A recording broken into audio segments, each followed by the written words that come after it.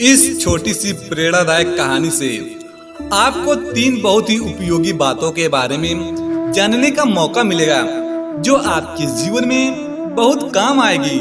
आप इस राजा और उसके पुत्रों की प्रेरणादायक कहानी को पूरा जरूर सुनिए और कहीं आप इन 3 बेहद जरूरी बातों को मिस न कर दें। इसलिए आपको इस कहानी को पूरा लास्ट तक जरूर सुनना चाहिए। तो यह कहानी है एक राजा की जो बहुत बड़े राज्य का राजा था। वह बहुत बुद्धिमान राजा था। आसपास के राज्यों के छोटे बड़े राजा भी उनसे अपनी किसी समस्या का हल पूछने के लिए आते थे। वह अपने राज्य की जनता के लिए बहुत लोकप्रिय राजा था।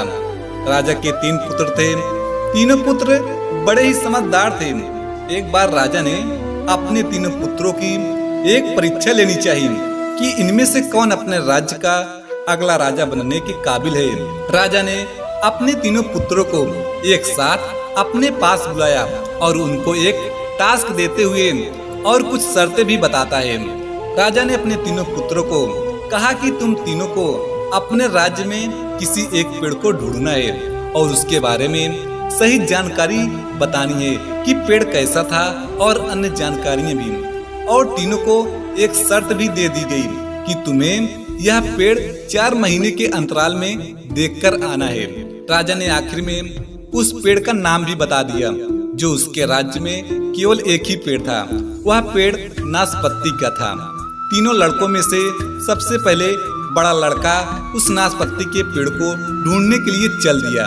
वह पेड़ राज्य में केवल एक ही था, इसलिए पेड़ को ढूंढने में काफी समय लगा। वह लोगों से पूछकर उस नाशपत्ती के पेड़ को ढूंढने में सफल हो गया। अपने महल से दूर जाकर उसे वह नाशपत्ती का पेड़ मिल गया। उसने नाशपत्ती के पेड़ का निरीक्षण किया जो बिल्कुल सूखा हुआ था। उस पर न तो पत्ते थे और न ही फल। लड़का सोचने लगा, यह भी कोई देखने लायक पेड़ है। पिताजी ने मुझे इसको देखने के लिए कहा है जिस पर न तो कोई पत्ता है और न ही फल। अब राजा का बड़ा लड़का नाशपत्ती के पेड़ को देखकर वापिस अपने महल आ जाता है और राजा के पास जाकर लड़के ने कहा, पिताजी मैं उस पेड़ को देखकर आ गया हूँ जिसको देखने के लिए आपने कहा था। आप कहें तो उसके बारे में आपको कुछ बताऊं। राजा ने कहा कि अभी अपनी जानकारी अपने पास ही रखो, समय आने पर तुमको सब कुछ बताने का मौका दिया जाएगा। 4 महीने हो चुके थे। अब बारी बीच वाले लड़के की थी। वह भी पेड़ की तलाश में चल दिया। लोगों से पूछते हुए कुछ दिनों बाद उसे भी नाशपत्ती का पेड़ मिल गया। अब नाशपत्ती के पेड़ पर कुछ हरे पत्ते थे लेकिन कोई फल नहीं था। वह पेड़ को देखकर वापस अपने महल आ गया। लड़का राजा के पास गया तो राजा ने उससे भी चुप रहने के लिए कहा। 4 महीने और बीत चुके थे। अब सबसे छोटे लड़के की बारी थी उस पेड़ के बारे में जानकारी इकट्ठा करके आकर बताने की। सबसे छोटा वाला लड़का भी पेड़ की तलाश में निकल पड़ा। कुछ दिनों के बाद उसे भी वही नाशपत्ती का पेड़ मिल गया। उसने पेड़ का ध्यान से निरीक्षण किया और सोचने लगा कि कितना अच्छा पेड़ है, इस पर कितने सारे फल लगे हुए हैं। यह सब देखकर लड़का अपने महल के लिए वापस चल दिया। अपने महल में आकर पिताजी के पास गया और कहा कि मैं उस नाशपत्ती के पेड़ को देखकर आ गया हूँ, आप कहें तो मैं उसके बारे में बताऊं। राजा ने अपने तीनों बेटों को एक साथ बुलाया और उस पेड़ के बारे में अपनी अपनी जानकारी बताने को कहा। सबसे पहले बड़े लड़के ने बताना शुरू किया। उसने कहा, पिताजी आपने कौन सा पेड़ देखने के लिए भेजा था? कोई अच्छा सा पेड़ देखने के लिए कहते तो कितना अच्छा होता। वह भी कोई पेड़ देखने लायक था। उस पेड़ पर न तो कोई पत्ती था न तो कोई फल था, वो भी कोई पेड़ होता है। इतने में बीच वाले लड़के ने जवाब दिया कि ऐसा नहीं है, उस पेड़ पर हरे पत्ते थे लेकिन हाँ कोई फल नहीं था। इतना सुनकर छोटे लड़के ने कहा कि आप दोनों झूठ बोल रहे हो। उस पेड़ पर पत्ते भी थे और फल भी थे। वह बहुत अच्छा पेड़ था, उस पर बहुत फल लगे थे। अब तीनों पुत्रों में अपनी बात सही साबित करने के लिए बहस होने लगी। आसपास खड़े लोग राजा के लिए कहने लगे, कैसा राजा है, इसने अपने लड़कों में ही लड़ाई करवा दी, इनमें फूट डाल रहा है। अब राजा ने अपने तीनों पुत्रों को शांत होने के लिए कहा और उनको समझाया कि आप तीनों सही कह रहे हो और बिल्कुल सच बोल रहे हो, क्योंकि आपने उस पेड़ को 4 महीने के अंतराल में देखा था। उस अंतराल में उसमें बदलाव आ गए थे।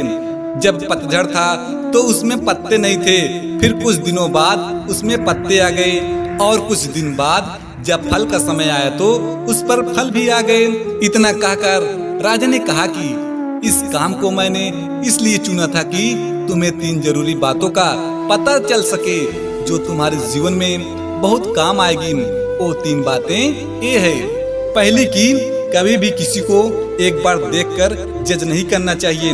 हो सकता है कि उसका समय खराब चल रहा हो और वक्त सही आते ही सब कुछ ठीक हो जाए। जैसे पेड़ पर पहले कुछ भी नहीं था और वक्त आते ही उस पर फल भी लगने लगे थे।